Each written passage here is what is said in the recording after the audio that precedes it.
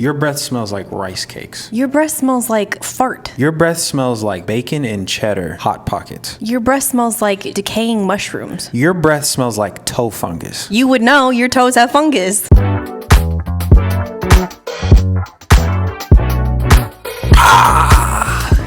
Feels good to be back. Missed a week. We did. But we're back for episode, what is this, 8? Yeah. Don't quote me on that. Although I wonder, what do you think people think is the real reason why we were gone last week? What are the conspiracies? What do you think? Did we break up for a week? Did I get liposuction? You don't have anywhere you need liposuction. Not true. I would like myself a nice little top shelf on the rump shaker. All right, so today we're back with more current events. Mm-hmm. Lots been going on. A lot. Lots been said. Disses have been thrown. So the first thing we're going to talk about, the Kendrick Lamar and Drake beef. Give me your thoughts. That's some USDA choice beef right there. We're also going to talk about the Kentucky Derby. We had a good race this last Saturday. Hats were worn. Outfits were worn that shouldn't have been. Mirrors were not consulted. And then we're also going to talk about the Tom Brady Roast, which has had a lot of things that towed the line, we shall say. I love a good roast, as long as I'm not the roasted. If you were the roasted, I would have plenty of material. I would cry. Let's start with the beef first. Just to give you a brief background on what's going on, Kendrick Lamar and Drake have been exchanging diss tracks for the last 2 weeks. Like they're a couple of boys out at recess going off on each other. It's true. Mm-hmm. And not only is it Kendrick and Drake involved, Drake is going against a slew of today's top rappers. Here's my thing. Well, here's my 2 things. Number 1, if you don't have somebody to walk you through everything that's happening, because you do need someone to walk you through it, find you one. That's the only way I understand what's happening. It's true. You have to know the references. Otherwise, it's just going to go right over your head. There's a lot of references, and they're all made very quickly. We need to pause every once in a while. I've run you through the entirety of the beef. I've shown you all the diss tracks. I've given you all the background information. And I have one simple question for you. Who is winning to this point? I have to make another note before that. My other thing is that, like you said, there's a slew of them coming after Drake. For me, this whole thing is giving like Mean Girl clique versus one person versus the one they're jealous of. So for that reason, I kind of lean towards Drake. For that reason only. Nothing to do with the songs, just a situation. You empathize with the person that's being bullied, essentially. It takes me back to my high school days where there's like a whole gang of people picking on just the one person. And going home and my mom being like, they're just jealous, sweetie. That's what I feel like I need to tell Drake. Good point. Nobody feels bad for Drake, though. That's true. Drake's in a fine position. He'll be okay regardless of if he loses this battle. I didn't have like 750, million dollars. Billion? I don't know. He's got more money than I can fathom. That's all I know. So your winner is Drake. I empathize the most with Drake, and I want him to be the winner. I'll say that. How come? He would be my favorite, but the way that Kendrick writes his disses, I'm not gonna lie, they made my cheeks squeeze. I mean, they hit you in your gut, like you feel it. Yeah, there was some. I think the one that really drove it home was Meet the Grams. That was dark. It's the darkest, eeriest piano in the background with him just spilling the tea. It was poetically written, but it also felt the most pressed. He seems like the most bothered. You think? He's throwing out some crazy accusations and saying he should die. That's a lot. That is a lot. I think what I would say is that up to this battle, I was a fan of both of them. Mm-hmm. I liked Drake's discography. Mm-hmm. I liked Kendrick's discography, but for 2 different reasons. Yeah. Drake makes replayable music, things that can relate to a large group of people. I enjoy that. True. Kendrick makes very conceptual, artistic bodies of work. Yeah. Which I appreciate in a whole different type of way. I would say that if I'm picking like who I want to bump in my car, or don't laugh at me saying bump. Don't laugh at me saying bump. Bump didn't sound right. That I want to play in my car or dance to, for the most part, it would be Drake, with one caveat. That, what was that one called that he did, that Kendrick did? Not Like Us? Yeah, that one. That's one I would pop my ass to. I'm not gonna lie. Except it's one of those ones that if you hadn't like walked me through the lyrics, I'd probably be in the club just like shaking it, not knowing what I'm shaking it to. Shaking what? The pancakes. Nothing there. The crepes. The crepes. No, you didn't say that. They got that little wrinkle at the bottom.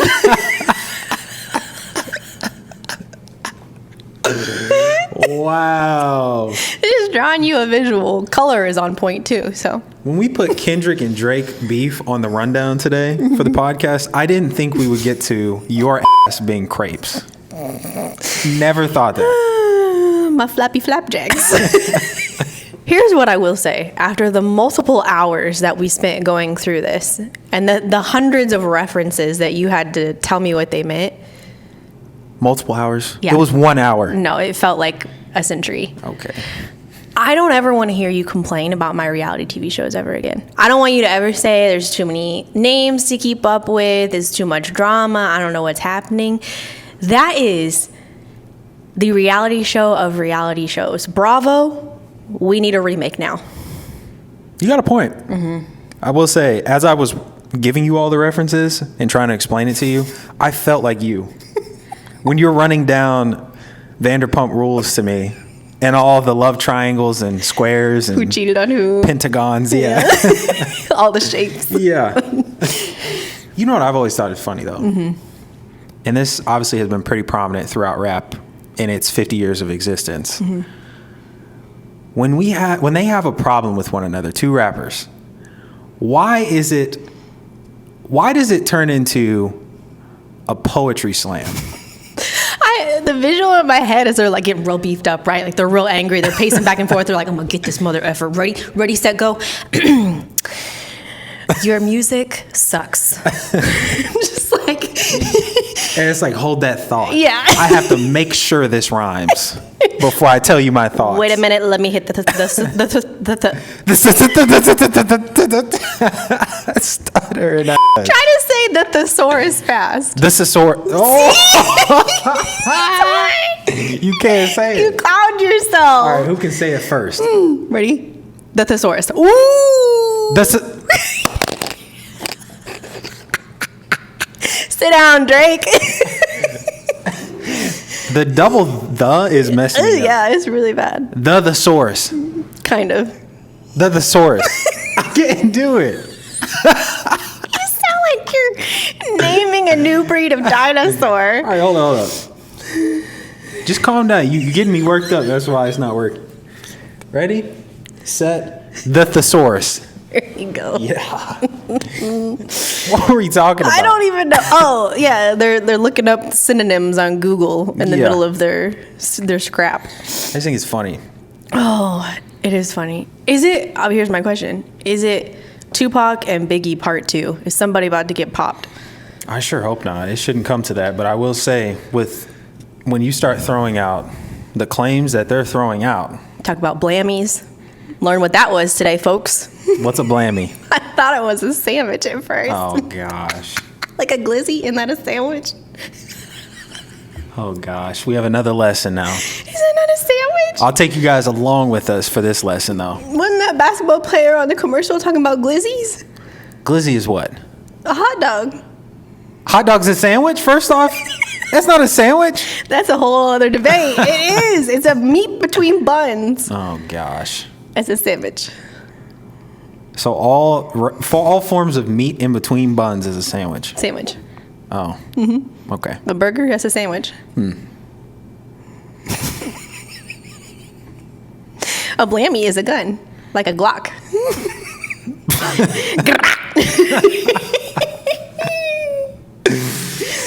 Ooh, we went crazy on the start of this podcast. This one is different. I'm sweating. In the spirit of all the disses going on, What are some beefs that you have with everyday people in your life? I got a lot with you. Okay. That breath you be walking around with. You know what? Nose hairs that just be creeping outside your nose. If you're disrespecting me, I will write a poem on your ass. I don't have Kendrick's bars, okay? Leave me alone. My biggest beef of all, I'm talking fully loaded Philly cheesesteak beef. Okay? Is that beef? That's beef. I'm going to call it beef. Okay. The delivery driver that jacks my food. But a step further, who jacks my food while I'm really hungry and or on my period. That's just looking for violence. Talk on it. I mean, that's the most personal thing you could do to me. That's one of the worst feelings in the world. Oh, you get so excited for it. You're amped up. It gets to the door. You open your door. Oh, it's not there. Not there. And then when they ask for the picture to like prove that it's not there, and you're like, here's this empty space. I'm not really sure what you were looking for, but here's me not eating. Here's me still hangry. That's a good one. I see your beef, and I raise you with this one. You raised me a pork chop. Leave it alone. That's not beef. That was really bad. I'm not going to lie. I don't care. We're keeping it. I like it. All of you out there who walk my speed, who walk close enough to me to give me the dilemma internally, should I pass this person or should I not? What's worse is when you like kick it up to third gear, walk past him or whatever, and then a couple minutes later they pass your ass, and you're just like, oh, hi. Yeah. Awkward. It's like that battle you're in when you're in the car and like the passing people, and then they end up passing you later, and you just stay on the highway forever together. Yep. Or if you're walking and I think we're going decent like speeds to walk together, and then you just halt right in front of me. Yeah. There should be a fine for that. Yeah. Like the reverse of a rear end. Okay. You know, you rear end somebody and you have to pay the person that you rear ended. If you cause a sidewalk rear ending, you gotta buy me food. All right. Lost me a little bit, but I think I might be hungry after all. I think that's the problem. Talking about beef. you movie makers out there that don't know how to quiet down the loud parts, but don't bring up the talking parts high enough and force me to keep my thumb on the damn volume control, go to hell. It's always the music, too. It'd be like, viva la, viva la, viva la. and then the people talking like, hey, how was your day? Oh, Yeah. What's up? What's good? Pick a volume. Yeah. Make it the same. That's what you get paid for. Mine would have to be drivers who don't blinker before they turn. That is what the blinker is there for. It's not just like a beat that you're trying to play for yourself. It serves a purpose. What about the people that keep their blinker on and make you think they're going to turn for 10 miles? I think they're sadists. I think they're trying to play a mean joke on me of guess when I'm turning. Spoiler alert, it's never. Now let's move on to the Kentucky Derby. That was one of the best races I've seen in years. My horse was getting scrapped at the end. Yeah, you want to tell them who you took in the race? Forever Young, because I desire to be forever young. Is that really why you picked it? You did? You made it sound like it was some thoughtful thing that you came to the conclusion of. Here's my thing. I always pick based off of other factors. Like, I like their name. I like the color of their little jersey thing they wear. Or I think they're a pretty horse. Or just something that feels good in my gut, right? But then I feel like I have to justify it to you because you're going to judge me. So I find ways to justify it. And everybody said that he was going to be the sleeper. So... Yeah, you knew where he was from. You said, "Oh, there's this 3-year-old Japanese horse coming over." Yeah, they're speaking highly of him. I come with the receipts. I just didn't buy it. Horse almost won though. I know, he got third place, right? Yeah, almost ran him down. I feel like if he wouldn't have been getting side clobbered, he might have won. There was a lot of contact in that race. A lot. Like when they came out of the post, even from the start of the race, then even down on the home stretch. Yeah, it was like a bunch of bowling balls hitting the gutter ramps. Yeah. I think, I've always said this, I think Kentucky Derby has too many horses. Yeah. 20 horses is too many. Yeah, that's just a collision waiting to happen. Yeah, but thankfully in the future races, far less. Mm-hmm. But how do you pick horses? For me, I like to think that I'm doing a very scientific, well thought out process. I'm looking at the class of horses that they faced. I'm looking at their times for similar length races. Injuries. I'm looking at their workouts that they're having prior to the race. You're watching previous race film. I'm familiar with jockeys and their strategies they're trying to deploy. And at the end of it, it's just a crapshoot. Have you not learned anything from like March Madness? I have. I've learned that I can win our family bracket 4 years running. I walked right into that one. So, I mean, I'll take that. That works for me. Whatever. Let's talk about the outfits, though. If you were to go to the Kentucky Derby, what would you wear? Are you throwing on one of those crazy hats? Here's the thing. I mock, right? I make fun. But if I was to actually go, I'm fully bought in. I am buying a hat, the heights of which is a mini skyscraper. This one lady I saw, she literally might have been a skyscraper. It's not confirmed one way or the other. You're going to look like you're supposed to be a millionaire's row and not be there. Fake it till you make it. I would. Why are you coughing? You sick? Are you sick? You probably got me sick. Probably. I'm the same way. I'm bought in. I know the guys, they like to do the fedoras. I'm coming with a fedora. You know how much I love my hats. Do they make extra large fedoras? I'll just borrow your custom one with that noggin you got. You can't pull it off. I did see, though, this video I thought was really funny. It was playing like the Capitol music from Hunger Games, and these people walking by with their costumes, and they were like, am I in the 1st and 2nd districts or the Kentucky Derby? First off, you just said they walked by with their costumes on. Oh. These are not costumes. They're costumes. Anything that extravagant as a costume. Okay. But I seriously was shocked at some of the things I saw and the eeriness of how much it is kind of like the Hunger Games. I can see it. What would you wear? I know a lot for the women, they always talk about how they can go tight dress, loose dress. Mm-hmm. They can go heels or they cannot go heels because they're going to be walking a lot and you're walking in grass sometimes. That's what I was saying. I don't understand why you're wearing heels if you're walking in grass. Unless, caveat, it's like a wedge. A lot of people do the wedges. That makes sense. They don't do the sense. heels. It's not comfortable, though, and I was not built for that. I walk like a giraffe in heels. A baby giraffe. Say that one more time for the people in the back. Probably break a few ankles by the time I'm done. Probably not for the best. Not. Probably not. Can I wear, like, kicks?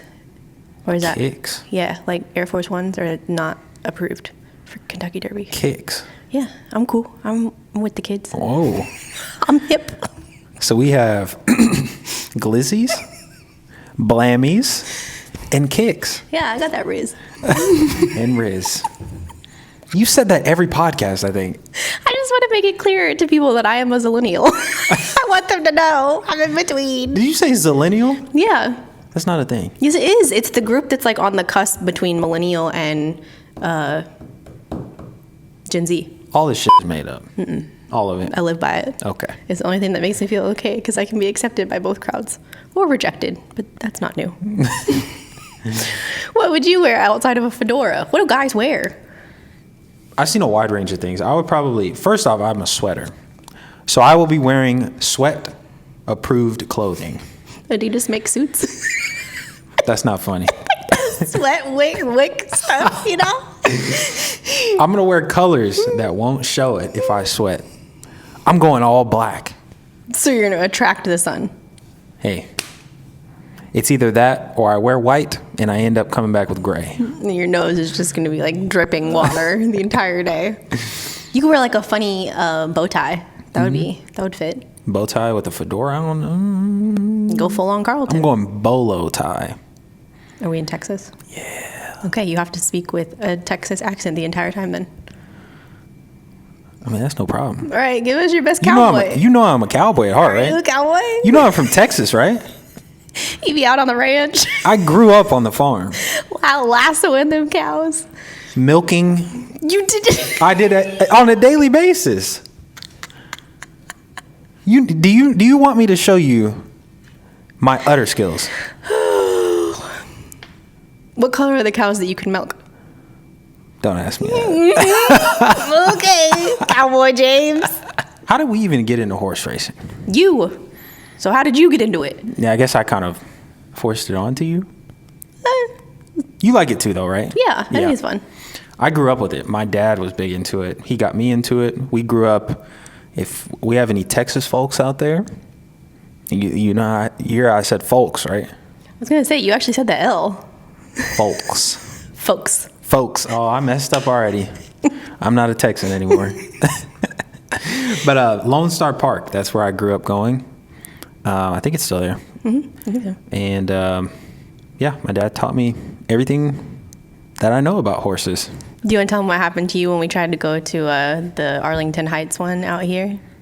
No. What color shorts did you wear? The color that I wore. We're not telling this. What color was your butt afterwards? Like I said, if I'm going to the Kentucky Derby, I have learned my lesson already. Yeah, that's probably for the best. But then as we further our relationship, we've gone to multiple horse racing tracks now. I mean, I think we covered it in one of our videos that we lived in California for a summer. Santa and we Anita? really hated it. And Yeah. So we just spent like every weekend at the Santa Anita racetrack. Santa Anita was awesome. That's very pretty. Lone Star Park, I took you there. Mm-hmm. And then Arlington Park before they broke it down in Chicago. Which is a whole other thing. Tear it down so that they can have a football stadium, and then the football stadium is just going to stay in the city. Yep. Did they not know that that was going to be a bad idea? I think they knew they were going to stay here, but for leveraging purposes, to get the city to pay for it, which they're doing now, they had to act like they were going to go outside of the city. Couldn't they fill in the people at the racetrack? Would have been nice. We can't talk about horse racing without talking about the things that make me sad, though. What's that? I really, really, really hate watching those jockeys hit them so hard and repeatedly. Yeah. Ooh. Was cracked. Puberty is hard. Okay. I'm about over you. You're not an adult horse yet. So. But I do think every time I watch it, it's hard because I enjoy it. I think it's fun. These horses are crazy, fast, strong, but it does kind of border on abusive. Yeah. It's especially even after their racing lives, a lot of them don't have the same life expectancy as other horses. So it is pretty sad. I do have conflicted feelings about it. I guess it's mostly just my nostalgia. Yeah. For my childhood and being around the racetrack so much that keeps me a fan of it. But do people, I thought I had heard someone say that if they can't race anymore, then they like euthanize them. Is that real? No. They don't? No. They can like go off into like happy pastures and run free? Yeah, they put them in. They put them in a nice little setup, especially if they win or they even run in one of the Triple Crown races. I mean, I should. They're the ones making everybody money. Well, yeah. Well, somewhat. I mean, the trainers, they have a hand in it. The jockeys, they have a hand in it. No, it's all the horse. The breeders. The horse. Oh, gosh. The horse deserves the winnings. Who's that? Who's that really big guy? Bill Baffert or something? Yeah. How you Did I know nail him? it? Yeah. Crushed it. See, I told you. What does he do? He's one of the owners. Wrong. See, look at you. You trying to give yourself credit. He's and a you trainer? missed it. Yeah. I don't know. He's always the one that they point to whenever they win. So I thought that was older. Fair. Still, he needs to give all his money to the horses. Last topic of the day. The Tom Brady Roast. I still don't understand why he just like signed up to have a whole bunch of people come and roast him. I don't understand the concept and why people like this. Why him? Like, do people have a lot of crap that they want to say about him? I think it's because he has so many positive things attached to him, honestly. Like, they consider him the best quarterback of all time, one of the best players of all time. I said that back to back. That's okay. We'll let it slide. Nikki Glaser went a little too far, though. She was saying words like that I can't repeat. You got uncomfortable? I'll say some words, but there's no coming back from what she said. One of the takeaways that I had after watching it, some of the jokes went too far, I think. Too serious? Too serious. Things that I understand in the the midst of joking, a lot of people think you can say anything. Like it's funny because it's true. Yeah. But some of them, you could have kept those in the back pocket. Yeah. No? They felt a little bit more like Kendrick versus Drake. Yeah. Coming for like shots. Yeah. Coming for your goods. In the spirit of that, what are some things in relationships that we say out of anger or out of joking that we truly mean, but we later retract? Like when I say I'm the funny one in the relationship. You're convinced that I have no sense of humor whatsoever. I know it. I know deep down that's your thoughts. No, you're funny. You got some quips. You got some stuff, but I am the Issa Rae of this relationship. What am I? You could be Molly. Don't ever put Molly on me.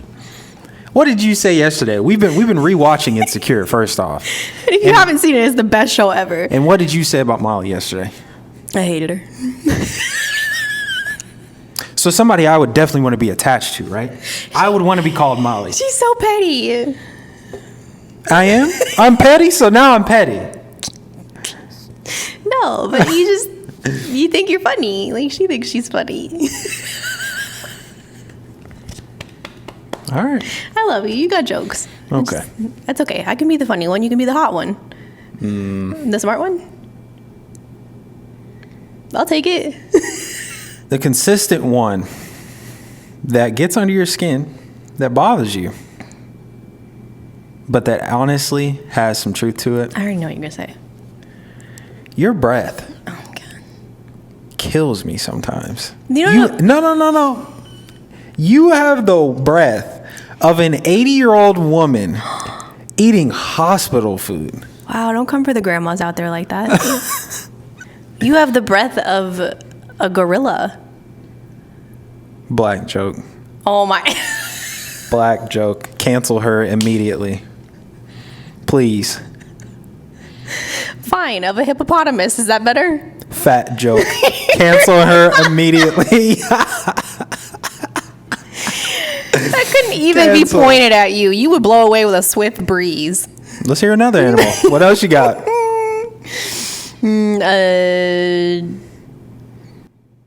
Elephant. She has doubled down on fat jokes. Please cancel her. Hey, maybe I'm just saying you got a trunk like an elephant. Okay. Lizzo, come get her. Okay, don't pair me with that. I know you mean it though, but the thing is, you have just as bad of breath. I just don't say it because I'm nice. Cody, I love you. your breath smells like rice cakes. Your breath smells like fart. Your breath smells like bacon and cheddar Hot Pockets. Your breath smells like decaying mushrooms. Your breath smells like toe fungus. You would know your toes have fungus. You want to show them right now, have a toe off? I don't think you do. Let's have a toe off. Okay, let's do it. Okay, all right. You really don't want to do this. For my audio listeners, she's not willing to put her feet up. Oh, I'm going to do it. Here, I'm going to take my socks off. She's not willing to do it. As he puts his hand on my foot and pushes it down. We are Played not, yourself. we are not having a toe off. Well, not for free at least. No, you know that's for the OnlyFans. That's for OnlyFans. We got to keep something for it. Yeah. All right, fine.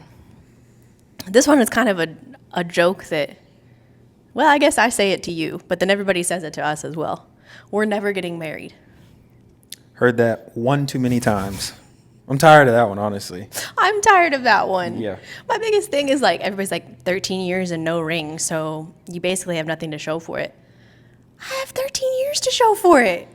I think that's the thing that gets under my skin the most. They act like 13 years is nothing, No. as long as it's not married years. Yeah, the clock doesn't start until you get married. So you could be married for 50 years and you just got together. Like, we haven't been working on the relationship, improving the relationship, understanding each other, getting to know each other on an incredibly deep level until we get married. Right. We haven't been in love. No. Not until we get married. We're not committed until we get married. Right, right. The 13 years of commitment. And that's my other thing. I'm going to sound pressed here for a second, but let me get on my soapbox real quick. What's harder? To keep a man who is scared of a divorce proceeding, maybe he's got to give up half of what he's got because he didn't do a prenup, all that, keeping that kind of man. Or keeping a man that could walk out easy breezy, beautiful cover girl, anytime he wants. That's what I'm saying. I think a lot of people see the marriage as, oh, this person's committed. Right. There are divorce lawyers who make a very sound living off of how frequent divorces are nowadays. It's not forever. Right.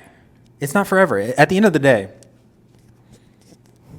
if somebody gets married after a year, I believe society would deem them further in their relationship than we are. You better tell them. Say it with with your chest. 13 years of building what we have. That's insane. It blows my mind. Yeah. Yeah. I just. Shared sentiment. Yep.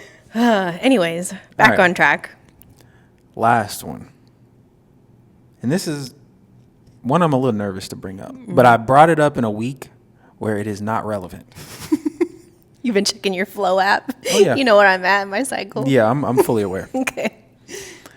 This is the week to bring it up. When I tell you that you aren't a pain to deal with during your period, that, oh no, it's not really that bad. No, you know, you've only eaten out 5 times a day. That's not that big of a deal. Oh, you've only flipped out on me for the 20th time today. And you might have slapped me across the face this time. Oh my god. Okay. But no, that's no big deal. All right, Pinocchio. You get what I'm saying? I tell you that the period isn't that big of a deal, but sometimes it is. What I'm hearing is you're not appreciating how good you've got it. I could be so much worse. I've heard stories. I've seen things. I've lived with women. Explain. The like my things on period. Some women, it's like anger, annoyance, the scary ones, right? Mine are like I cry at the drop of a hat for no reason, and I can't tell you why I'm crying. I need snuggles, and if you leave me, I'll probably cry. And I need food. Those are all easy things to deal with. I'm not gonna lie. I've seen other women have periods. Yeah. Yours is pretty easy. You might actually be slapped in the face if it was other women. I just need to be touching you in like romantic, cozy ways. Why are you pulling my shirt? I'm ovulating. Calm down. I think there are too many to count. If I were to continue, I have a long list of things that I say to gaslight your ass. Do you know what the meaning of gaslight is?